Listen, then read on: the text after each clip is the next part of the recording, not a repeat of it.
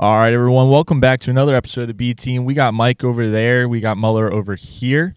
Mike, really good week 2 of the NFL this year. A lot of exciting games that came down to the wire, especially Monday Night Football. I mean, the first one was good. Chargers kind of laid it on to the Raiders there. We'll get into that in a sec. You know, you had a lot of injuries this week. We had Jaden Daniels, who's questionable for the upcoming week. It sounds like J.J. McCarthy's going to be out with a high ankle sprain for at least 2, maybe 3 weeks. Aaron Jones, I believe, is out as well this weekend for the Vikings game against the Bengals, who will be missing Joe Burrow until December. Just a lot of injuries. Kind of a weird week because, especially for fantasy, I felt like a lot of people had guys going in and out of their lineups. And obviously Monday night was unreal for fantasy. I mean, Bucky Irving won me a backdoor game, won literally by less than a point in my Tanzo's league. Shout out to, I think was I playing Tom? I forget who I was playing, but I feel terrible for them. They had a 99% chance to win at halftime and lost. But all right, Mike, let's get into the Monday Night Football here because I want to get your thoughts on something real quick. The Bucs, they battled. Baker Mayfield continues to make the Browns look like a bunch of morons. I'll use that word.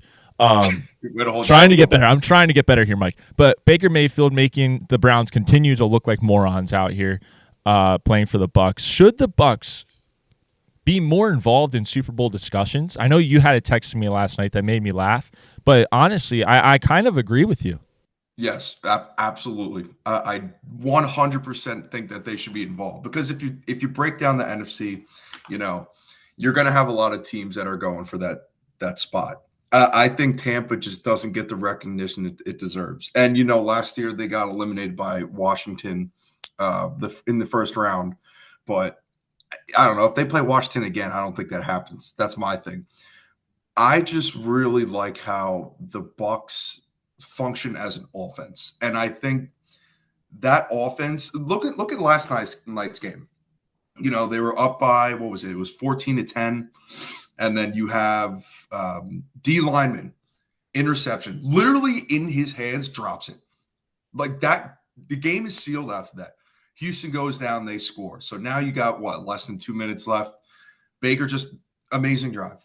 Bucky Irving gets involved. Emeka Egbuka, Sterling Shepard is playing football and is actually contributing to the offense. Dude, when I heard his name last night, I was like, holy shit. I just saw he was like Victor Cruz. He's gone. He's done. Sterling Shepard being a name that we have to hear on Sundays, Mondays, and Thursdays this year is absolutely insane. And shout out to him for even being alive still on the field. Yeah, it's been so many years that he's just like a shoulder or a knee or a leg, and he's just out. Sterling Shepard, number 17, is out there for the Bucs. But even Baker, bro, like Baker running, Baker scrambling. Yes, he did almost have a very crucial fumble. Shout out to Rachaad White for that. But they handed this game to the Houston Texans on a silver platter. That was their game to absolutely win, and they did not because Baker and the Bucs offense just get it done. Emeka Egbuka just is incredible. We both liked him in college, and it was just one of those situations where, he's going to be on the Bucs. Godwin is obviously going to be there. Jalen McMillan, but those guys are hurt. Shout out to them because they hit a home run. So the defense is my only issue at times, especially the secondary. But I don't know. I think they could figure it out, and that offense is way too good.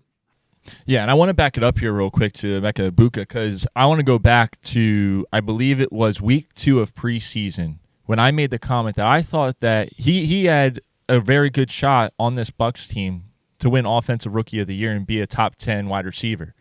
And, you semi-agreed with me, but you pointed out there's a lot of good rookies out there that would probably have a better chance. After 2 weeks, Mike,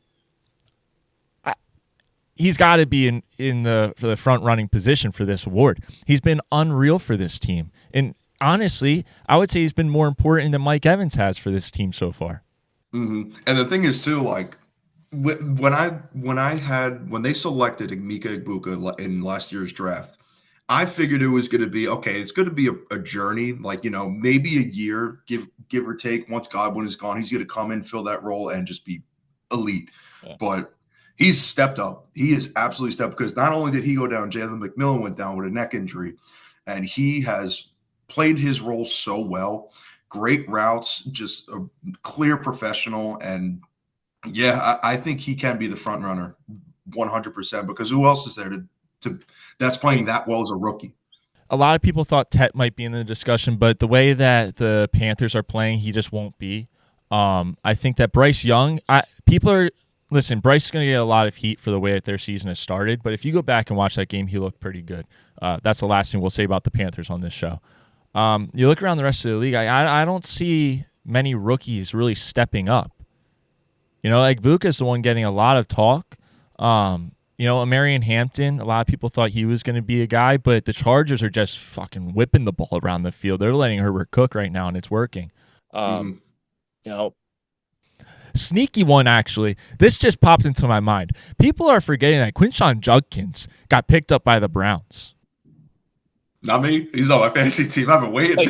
Dude, this guy could come out of left field and be fantastic for them. I don't know. I just think Egbuka is in a very good position. He has a very good quarterback that loves to throw the ball around. Obviously, he trusts him, and we're going to see just his stock's going to rise week after week.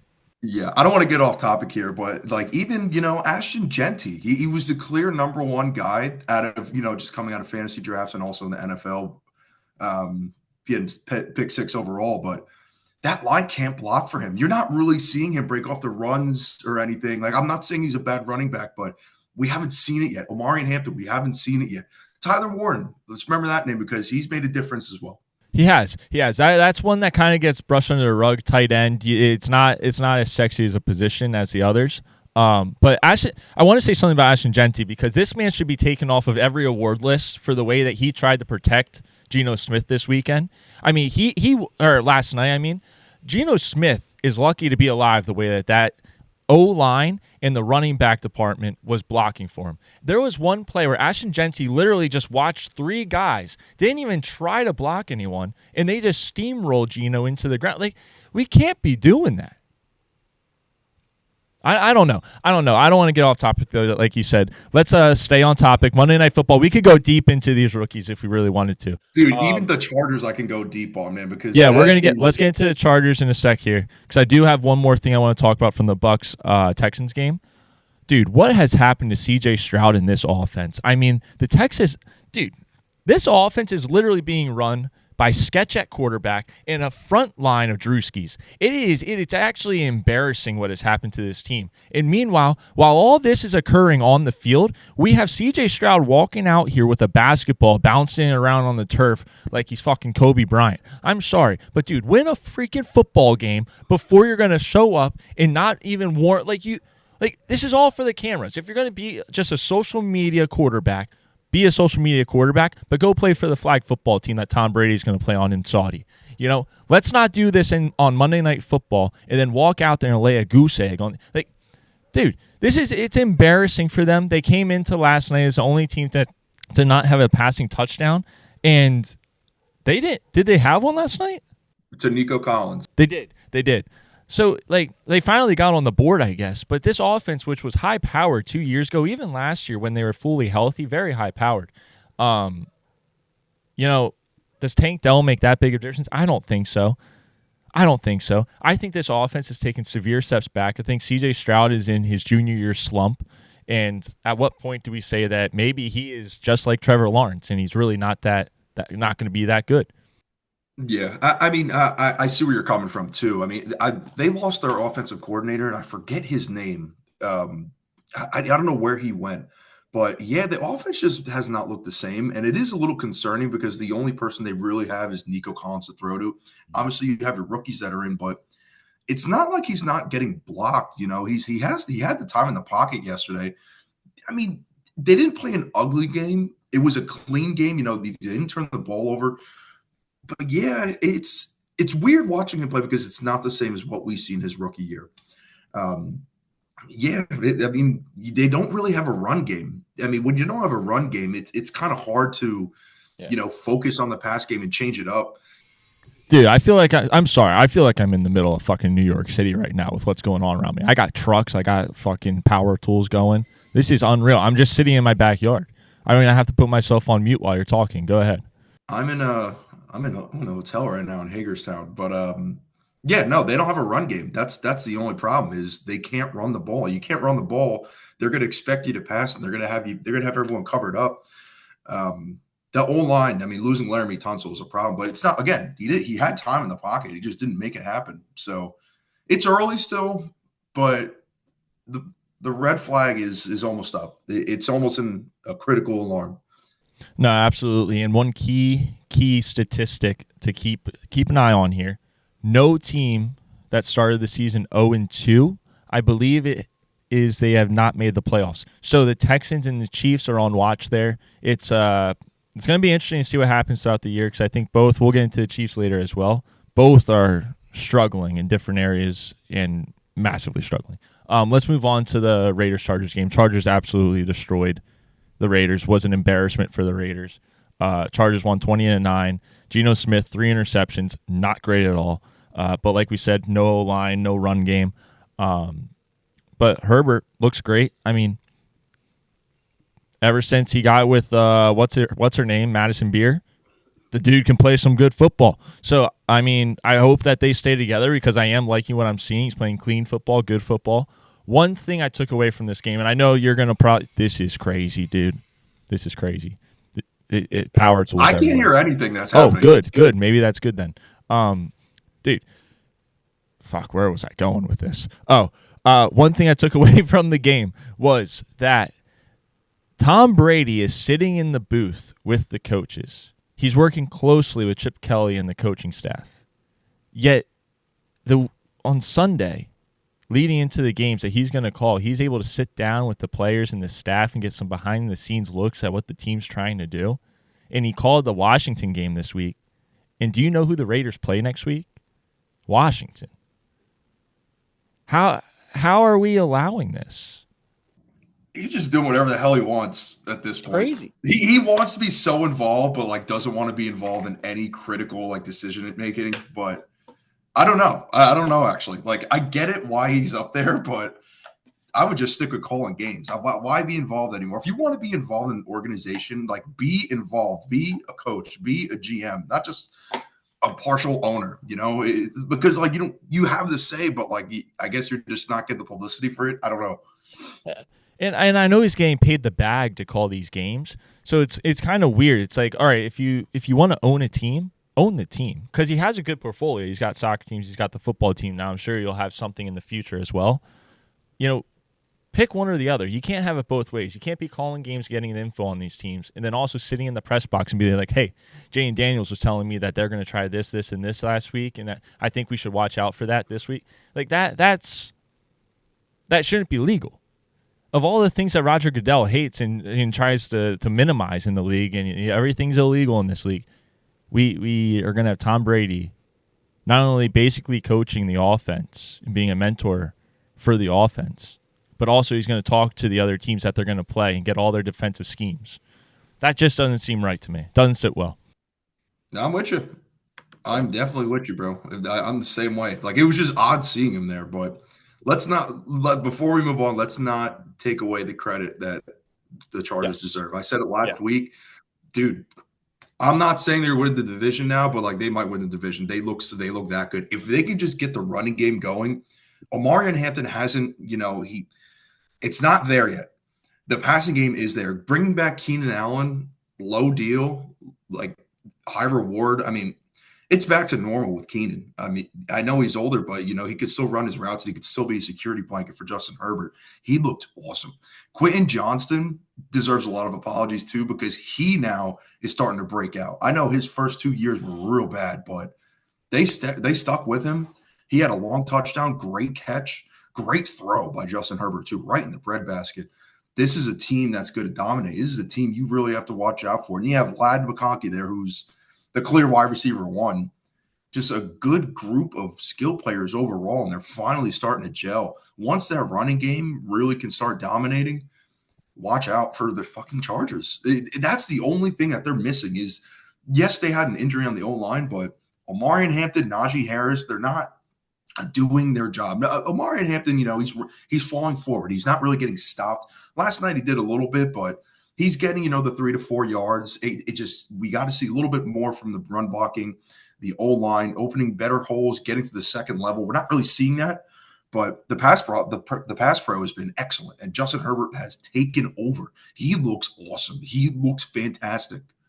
Yeah, no, I agree with you. And I mean, something to look out for is I don't think that the running backs, the lead backs especially, are getting, the load that they should receive to put up those numbers that we're looking for them to have a run game. I think that they're doing really well to set up the pass game. And, if that's going to be their role this year, I hope they buy into it, because this Chargers team is built to make some noise in the playoffs this year. And then the thing is, too, the running backs, like if you've noticed the last 2 games, they're not really active in the passing game. It's really just they're going to run the ball. They are not going to get any passes. They're going to rely on Herbert and his legs, which he's been doing great scrambling out of the pocket, and obviously all the receivers that he has. So if they can just break out a couple of runs, it's going to make their life so much easier. Where they don't have to go to the pass game. They could switch it up at times, but they could keep being physical up front and getting those scrappy 4 to 5 yards and just go from there. But we haven't seen it yet, which is why Herbert's been passing a lot. But it's been a really good 2 weeks for them. It really has. Yeah, it's crazy because, their season really relies on Madison Beer. Like, if she breaks up with Herbert, like, the season's done. So, yeah, I'm excited to see what they do going forward. I mean, it's only 2 weeks. We got 16 more. Lot can change, obviously, like we're going to get into right now. The Bengals had a huge change this week. Joe Burrow is going to be out till December at the earliest with a toe injury, turf toe. He's having surgery. I believe they are going with Browning as a starting quarterback this week against the Vikings. So we'll see how he does. I mean, you got Chase Brown. You have a good running back. The O-line is really the key here. Can they give him enough time to throw the ball? It's one thing to have Joe Burrow back there and he can get the ball out quick. He's got that chemistry with this great wide receiver room. Will Browning be the same efficiency, the same level of intensity, trying to get the ball out quick, get the ball to his guys? I'm not sure he will. And it makes me nervous because you look at this Bengals schedule. It's not a cakewalk. They got some really good teams coming up. Yeah, the thing is, Jake Browning's not really a bad quarterback to have because he's not afraid to take the risks. I think you see a lot of these quarterback twos come in and they're really just handing the ball off, making a quick, easy throw, even if it's not for the first down. You saw it against Jacksonville, where Jake Browning came in and just immediately was throwing to all of his, Jamar Chase, T. Higgins. I like that with him. But, it's kind of like deja vu. They look exactly the same as last year, They have Chase Brown, good running back, but their defense can't stop a nosebleed, bro. They can't stop anything. And, it's not a good key to success where let's just build the offense let's just build it so much where we don't even have to worry about the defense and we'll rely on just scoring as many points as possible. It's just that defense can't stay on the field. And, whenever they do have a turnover on downs – the Bengals need to score because if they don't, you can't rely on that defense overall. I still think they're gonna put up a fight, but he's out for the next 3 months, maybe even longer. Yeah. That's right. I was looking at their next 8 games. What would you say? It's a big blow for them, man. Absolutely. Because Burrow stays healthy, but even their offensive line, Burrow was getting destroyed by the Jacksonville Jaguars defensive line. They couldn't stop anything. They were doing a bunch of stunts. Joe Burrow was just yeah, it's bad. It's a bad situation. It's a bad situation. You can't have a bad defense and a terrible O-line. And best case scenario for them happened. They have the Vikings coming up and they're going to be missing their quarterback and their starting running back. And then they have the Broncos right after that, who have not looked at all impressive thus far. Coming off a loss to the Colts. Colts kind of destroyed them. Mike, I feel bad for your guy, Bo Nix, but let's stay on the Bengals here. But after those 2 games, it's really a tough stretch for them. It really is for the Bengals. You got the Lions, Packers, Steelers, Jets. That's not going to be a cakewalk by any means. I know the Jets had probably their worst performance this past week. It just from a feeling ever since the Aaron Rodgers injury, that was probably the worst feeling for Jets fans watching that football game this week. So, like, even that one's going to be tough. I can't see the Jets playing that bad again this year. It's I just don't see how the Bengals can stay in the conversation for the playoffs. Mm-hmm. Yeah, no, and I agree. I mean, he's gone for a long time. I mean, he's good. All right, you give it about 3 months, it's probably what, 7 to 8 games, somewhere around there. They got to win at least half of them. If they got to win, they got, because right now they're 2-0. They're not 1-1, by the way. They're 2-0. So at least they got the 2 wins. 8 weeks from now, probably be week 10, week 11. If they can be, a 7-5, a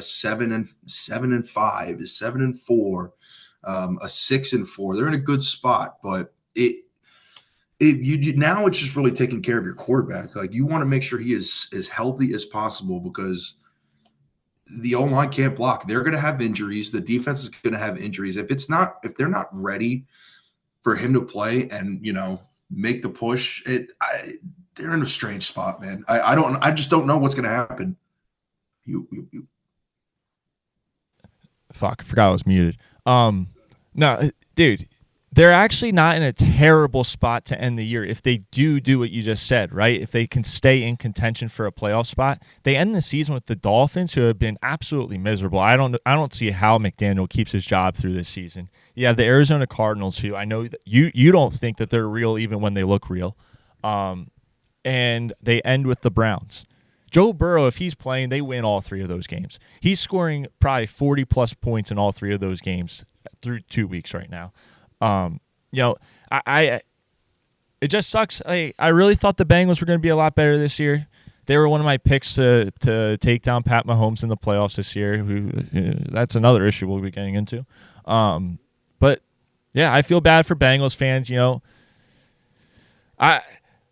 It just sucks for them. It just sucks. See, you guys went to a Super Bowl. I mean, how long ago? It's 3-4 years now. And ever since then, your defense hasn't been able to stop nothing. Joe Burrow is consistently just getting destroyed in the pocket.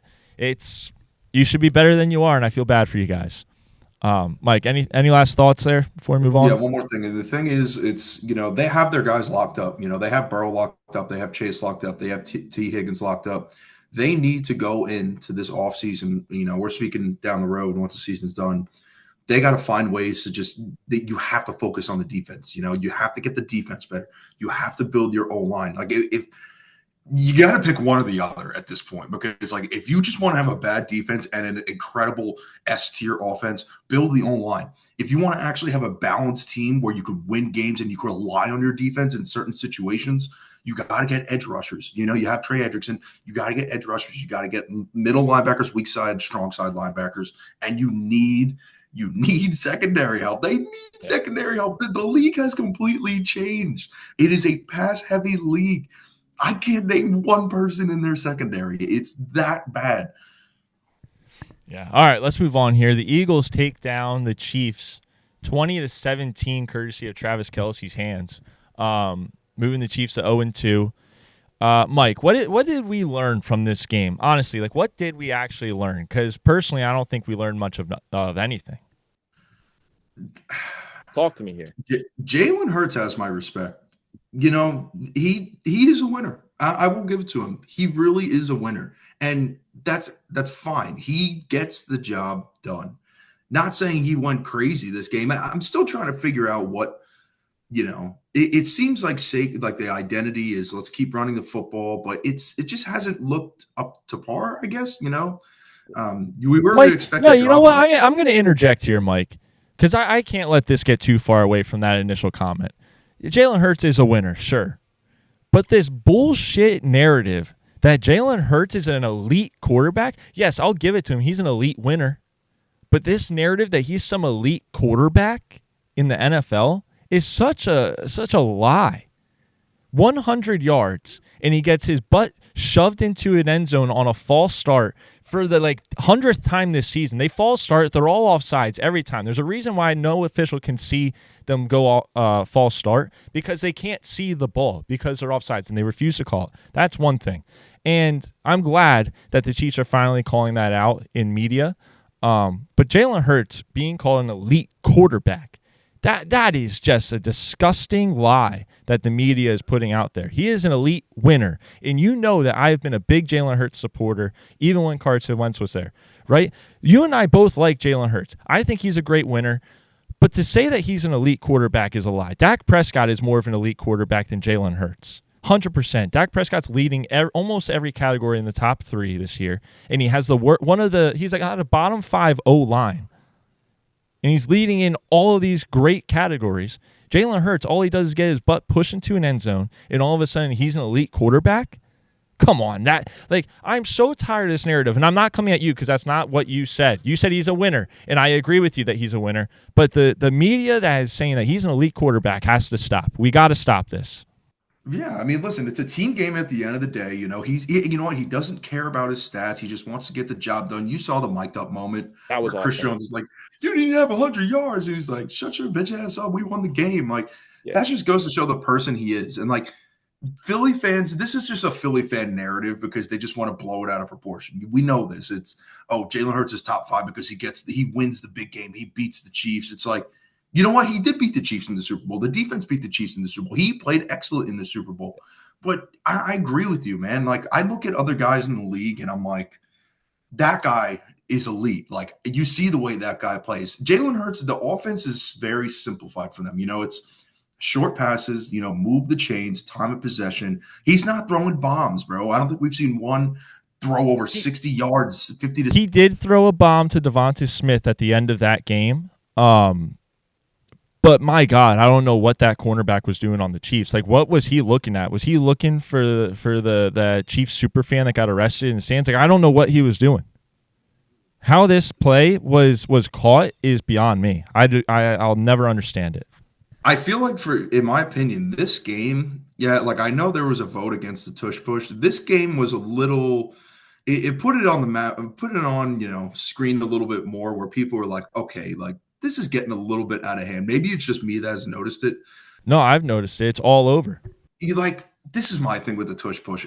You obviously know that the offensive line is going to have their timing way better. It could be a 0.3 milliseconds, 0.2 milliseconds, but there's really no opportunity to stop that play. There's nothing to stop it. Mike, I'm going to send you a video. Makes them win.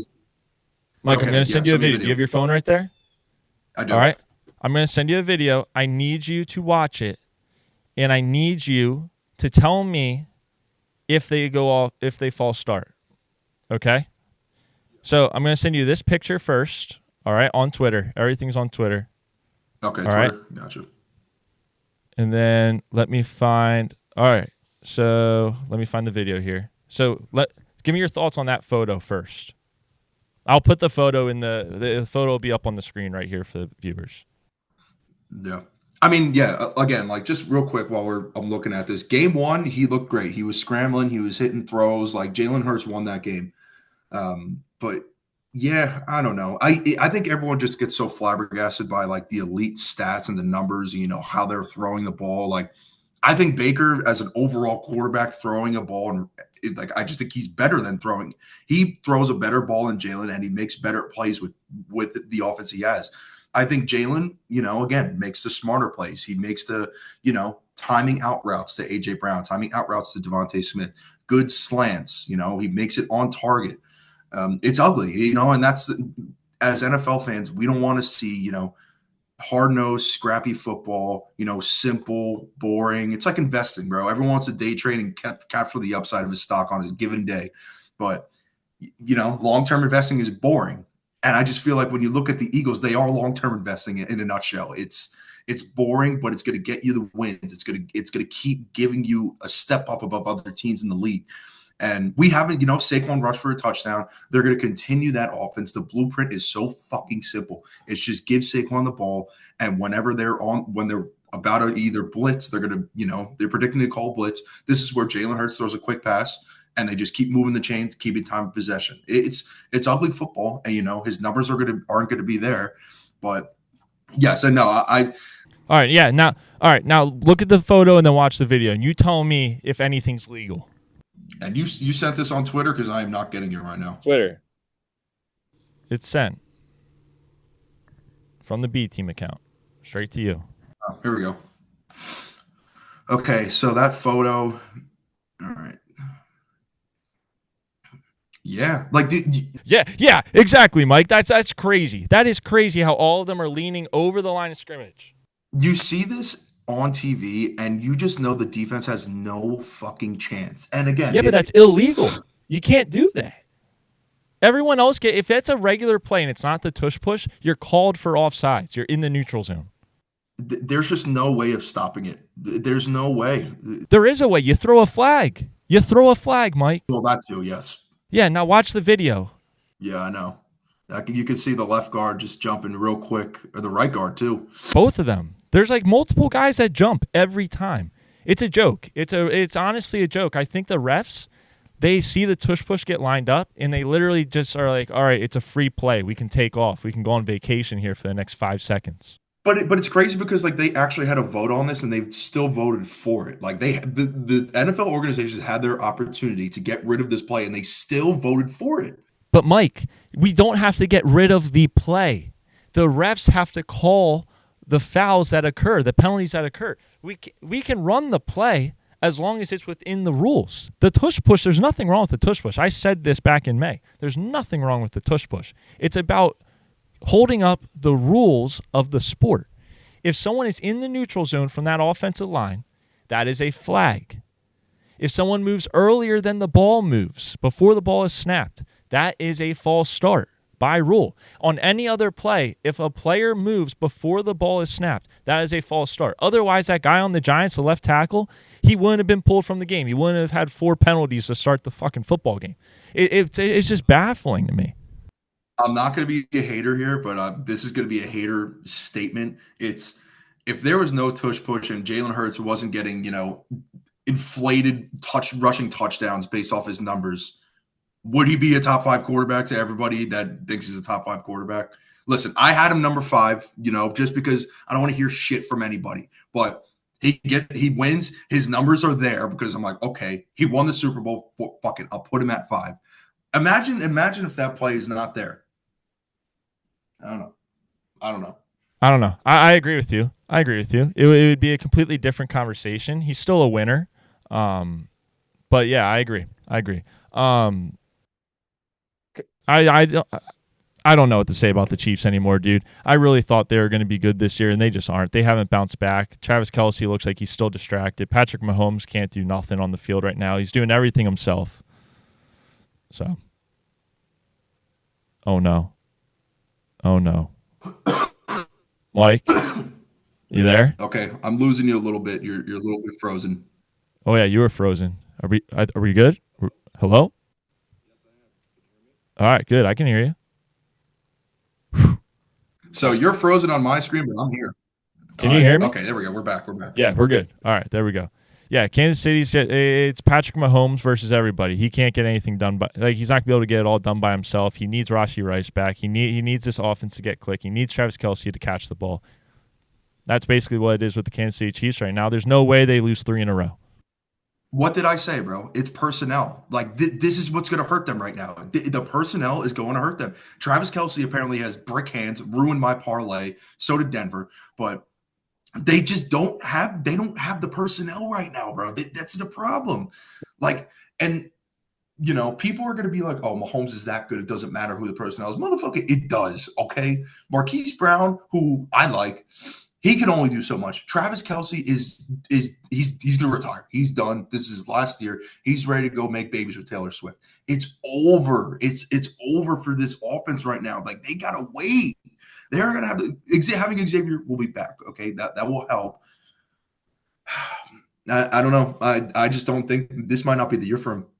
I don't think this is the year for him. And that's a hand up on me. I thought they were winning the division, but man, it's not looking good. It is not looking good. This is wild, dude. It's wild. I know I said it earlier in the show. I feel like I'm literally recording this on a highway. Literally, every side of my house has machinery being used. It is unreal. I can't hear it on my end, but where are you? All right. Well, hopefully no one else can hear it, but it is crazy here. All right. One more thing before we get into the mortals.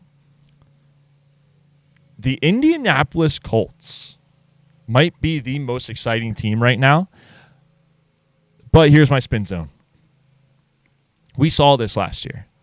We saw this, right? There was a team that was very exciting. No one thought that they were going to be a Super Bowl contender coming into the year. Most exciting team. Played great. Defense looked great. Offense was putting up great numbers. Quarterback was playing good when no one thought that he might look good. Are the Colts just the New Orleans Saints of this season? Oh shit! No, I don't think they are. I think they're legit. I think they're legit, 100%. All right, I wanted to get your thoughts on that because last year I know the Saints were your Fool's Gold team of the year. Saints were fool's gold. No, I am believing in the Colts right now. Everything that I said back in July, when Danny Dimes was announced as a starter, was I right? I was fucking right. I was right. You're right. Jonathan Taylor is back to his original form. He's elite. He's going to kick ass. It sucks because I traded him away in Dynasty. That's another story. But they have not punted. They have not punted in 2 games. You can't tell me that's not a fucking incredible stat. No punts in 2 games of football. Dude, it's kind of crazy. Caleb Williams promised his punter that he would never punt. And little did we know it was actually Daniel Jones who wouldn't allow his punter to punt. It's wild. The Bears also have the most punts in the league. But unreal. No, dude, that's all it took, bro. That's all it took was a competent O-line and a couple of receivers and someone to just make the throws. And it is happening in Indianapolis. Did you see that celebration by Cameron Bynum and the mascot? That was fucking awesome. I'm putting that in here. Yeah, dude, that was unreal. He did the whole Philly Fanatic thing. It was great. I'm really excited for this team. Actually, I don't want them to be fool's gold because I love what the new GM's doing. His daughter, Miss Irsay. I love that she sits on the sideline with her headset on with a piece of paper, and she everyone is under the evaluation process right now. She knows if the players are messing up. She knows if the coaches are dumbasses, and I fucking love that. I love that so much. That's such a Jerry Jones type of thing to do. I love it. It's funny because every single year you always have that one division that just shocks a lot of people. I guess you could say it was maybe the AFC West last year. I don't really know who else, but the AFC South, Jacksonville looks really good. They pretty much had that game. I'm not saying the Colts should have won this last game, okay? Like Denver just made a massive mistake that cost me money as well. That cannot happen. Dude, he missed a field goal. It was game over. You walk away with the win, the 2-point win, and you're 2-0. You made one stupid, silly mistake to jump over the long snapper. Like, dude was getting teabagged from the top of his fucking helmet. And you cost the game. You cost them the game. And yet, you know what? I actually don't blame the referees for doing that because that is an illegal thing. You cannot do that. He clearly, once the long snapper is down, you cannot touch him. Yes, he can get bumped a little bit, but you can't touch him. And the Colts, listen, that kicker had a hell of a day. He had a hell of a week 1, too. They got the win in Indy against a very, very, very good Denver team whose defense has been looking a little shaky. They look a lot different from last year right now. I still believe in them too, but I'm not going to say I don't. I still do. Troy Franklin, watch out. Keep the name in mind because him and Bo played at Oregon together, and he looked fucking excellent against Indianapolis. But, yeah, I give credit to the Colts, man. They're playing really hard right now. The offense is clicking. Alec Pierce is getting involved. Tyler Warren, Pittman, Josh Downs, just a very solid balance team. That's all they needed. They just needed someone to get the receivers involved. And AR was not getting it done. Danny Dimes is. Danny Dimes is getting it done. Yeah, I agree with you. All right, let's close out the show here, Mike. Mortals. Mikey freaking Meatball is back. Dude, 2-0 week for the first time since I went back and found it, dude. I saw that comment, bro. Dude. I was like, you really had to add that comment. Fuck you. I had to. Dude, that's a big moment. Here, let me find it real quick. It was all the way back in the 23-24 week. All right. So week 3, ironically, you took the Seahawks this week as well at -5.5. All right. And you had the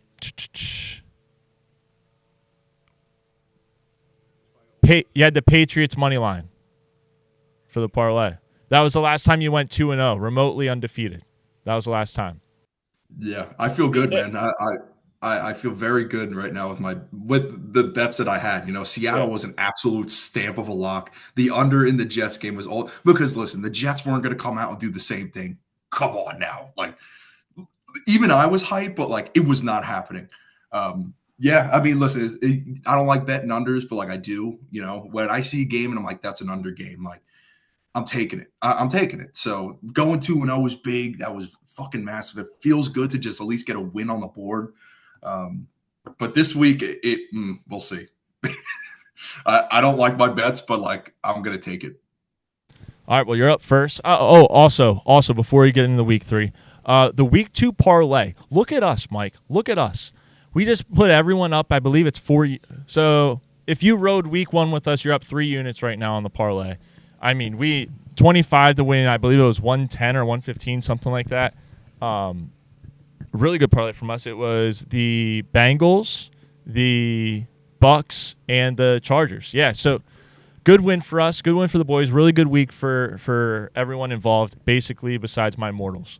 So with that being said, Mike, lead the way, Mr. 2-0. So there are a lot of games that I do like. It'll probably take a little bit more time, but I am going to go early on this. You know what's funny? I don't know why is the game not okay. Here it is. I'm going against my rule. I'm going to go against it. I'm going to take the fucking Jets plus 6.5. I'm gonna take them plus 6.5. I know the Bucs and Baker just looked really good. I just think the way that Aaron Glenn is as a coach and what I've seen, I've bought into it, and I just don't think they come out like that again. Go ahead. The line moved to 7.5. Would you like the plus 7.5? 7.5.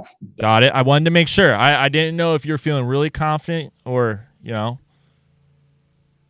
just looking out for you. So give us an over and under. Over and under. Okay. So yeah, plus 7.5 on the Jets. I'm going to take the over 44.5 of the Rams and the Eagles game. In Philly, last time they played was the playoffs. I think the total amount, I think it was like 21-17, was it? So about 38 points. I expect more points, especially from the Eagles getting it. They're starting to find their groove, and the Rams, if Stafford could just stay fucking behind an O-line, they're going to – Devontae Adams still looks elite. Like 27-year-old prime Devontae Adams. I'm taking the over in that game. A lot of points going to be scored. Yeah, so I like that a lot. It was weird. A lot of the games, over-unders at 44.5 this week, which I did not like seeing that. I just don't like when everything looks the same. It messes with my mind a little bit. This week I'm actually going to ride with the Steelers. I think last week they put up a dud, and, Mike Tomlin's not going to let that fly. I think Aaron Rodgers won't let that fly. I like the way they handled the press conference afterwards. The team's in good spirits. I think Pittsburgh is a better team than I originally gave them credit for. So I'm going to ride with the Steelers at minus 1.5 this week. And then I actually like the Bengals-Vikings game to go over 42.5. I know that a lot of people are going to think that game should go under because you're going to have 2 backup quarterbacks in there. But we're still talking about a Bengals team that, they are elite on offense. And if you think for a second that just because they have a backup quarterback in there, they're not going to be able to put up at least like 20 to 24 points, I mean, you're crazy. I could see them putting up 30 with Browning, and it's going to be on the Vikings to try and match them and keep up with the pace if J.J. McCarthy doesn't play, which I don't think he will. But I still like the Vikings against the Bengals defense. I think that defense is absolute hot garbage. I could see this game going over 50 points. 100%. Yeah, I agree with you. That would have been my other over-under because for the same exact reasons that you said. Like, I think Jake Browning's still going to be slinging the ball. Whether McCarthy plays or my guess is it's probably like Nick Mullins or somebody that's his second quarterback. Don't really know. They still have a good low line and they got the weapons. You just got to throw to JJ essentially. So, yeah, I like that. I like that play a lot. Yeah. The Steelers one, we'll see. Yeah, that one's going to be a little closer. I think the Patriots have been playing. They looked good last week. I'll give them that. They did look good last week. Granted, it was the Dolphins, I believe they played. Right? Do I have that right? Yeah. Yeah, and the Dolphins, I mean, they suck. So, sorry, Carlo. But But I don't know. It's in New England. I like the Steelers in cold weather games. It's probably not going to be cold because it's still fucking 100 degrees outside. But I love the Steelers. But I still like the Steelers there. All right. Let's get guest picks. We'll have them out on social media when we release this. Obviously, no guests on the show today. Mike, go ahead and give me your parlay pick real quick. All right. Okay. Yeah. Let's go with my first cut. I'm going to take San Francisco. I fucking hate the Arizona Cardinals, and they are just absolute. They almost let the Carolina Panthers come back on them in the second half. In San Fran, it will be a good game though. I just think San Francisco, their defense is going to keep them on clamps. Give me San Fran on the money line minus 124. I like that pick. I agree with you. I mean, the Cardinals have looked very good so far. Obviously, they're 2-0. But so are the 49ers. I know that the 49ers won't have Brock Purdy, but I still think that they have a very good coach. And, you know, there's a reason why they brought in the quarterbacks they did to back up Brock Purdy, and it's for reasons like this. So I like that.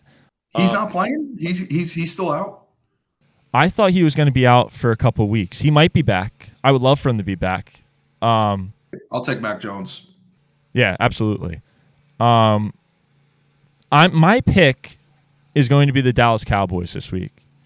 This line keeps bouncing back and forth between Chicago being the favorite, Dallas being the favorite. I think that's just massive disrespect to this Cowboys team. I think the defense, if Deron Bland does come back this week, you know, I don't know if Caleb Williams will complete a single pass if he plays. And then this offense by the Cowboys, I don't see how the Bears keep them under 40 points. And that's going to sound like a homer pick right there in the way I'm talking about it. But am I wrong in thinking that Dak Prescott is not going to absolutely tear this Bears defense apart? Dak Prescott has been a top 5 quarterback in the league so far this year. And this Bears team, you can make the argument that they're worse than the worst teams we've ever seen. They're horrible. I feel bad for Lucas that he has to watch this team when there was so much expectation around them. Ben Johnson is a joke. I mean, time management, not his thing. Maybe he does need Dan Campbell, just like Dan Campbell needs Ben Johnson. Mm-hmm. Hey, listen, real quick. To all the people who were hating on the Lions after last week, they looked excellent again. They looked excellent. They're going to be just fine. They will be just fine. They just hung 52 points on the fucking Bears. It was a beatdown. It was an absolute beatdown, especially as Ben Johnson's there in Chicago, Dan Campbell head-to-head matchup. It was as now the Bears are losing Jalen Johnson for the year. They fucking came back and they whooped ass on him. Rome Odunze had a breakout game too. Another thing to watch out for. But my thing is with Chicago, it's like you took Luther Burden, you took Colston Loveland. You gotta get these guys involved. Unless something behind the scenes where they're not doing what they want to do. Like, why would you take someone 10th overall and not use him? He's seen maybe fucking 2 targets the last two weeks. You got to use him. Dude, but that's the thing. You know, Caleb Williams, I don't think it's all coaching, dude. I think a lot of it does fall on Caleb Williams' shoulders. You watch some of these plays, and I think it was Booger said it best, ESPN Booger. He said, like, you're not playing against Oregon State anymore. Right? You can't just run around and expect a play to happen. You're in the National Football League. Like, you got to learn to throw the ball away, and you got to learn to get the ball out quick. And I know that Caleb Williams' game is to create stuff out of madness, but, like, that's not sustainable in the NFL. You got to be Patrick Mahomes and have Andy Reid and that type of offense to be able to do that. And the Bears simply don't have that right now. They don't have that trust. They don't have that chemistry. Maybe they will eventually, but they stink, dude. They're another team that doesn't. They're another team that doesn't utilize the run game. Like they are strictly a passing team. They like DeAndre Swift and the O-line. They are not getting it done, bro. They're not getting it done. So like it's easy to key in on Caleb Williams and just let them rush for because the O-line is not that good. Like it's very early still. Because I still believe the Bears have the personnel and they have the coach to do it. But it's early, and they got to start making adjustments. I feel like they haven't made the adjustments yet, and they got to start using their fucking picks. Like, what do you – Keenan Allen's gone now. You need to use guys – Rome Odunze and DJ Moore are there. Cole Kmet, or fuck him. Put in Loveland, goddammit. Like, what you're wasting a pick, Ryan Poles. Yeah, so I feel like this is a good spot to leave it. Let's get out of here before, because we could talk about this and we'll end up calling Lucas, and then it'll be another hour on the show. We'll get him on probably we could have him and Brendan on next week, honestly, next couple of weeks, because two very different point of views going on there. But Mike, no, good stuff today. Thank you everyone for listening. Remember to like, comment, and subscribe. Hit the sub button. The sub button. We need the help. We're trying to get to 500 and maybe even 1,000 by the end of this NFL season, hopefully by Christmas. And every single subscriber is going to be a $1 donation that we are making with our buddy Nico Miola for curing childhood cancer. So make sure you're going up there and subscribing for the kids. All right, Mike, good stuff today. I'll see you, dude. Absolutely, man. We will reconvene. Let's keep doing what we're doing. We are now in the depths of football. I'm happy with how I've done so far in the Mortals, and we're just going to keep the train rolling. We took the Jets, so probably going to be an L there, but hey, you never know. I'm going against the rule. We'll see how we do. Hey, just one touchdown. All right, see you, everybody. Bye.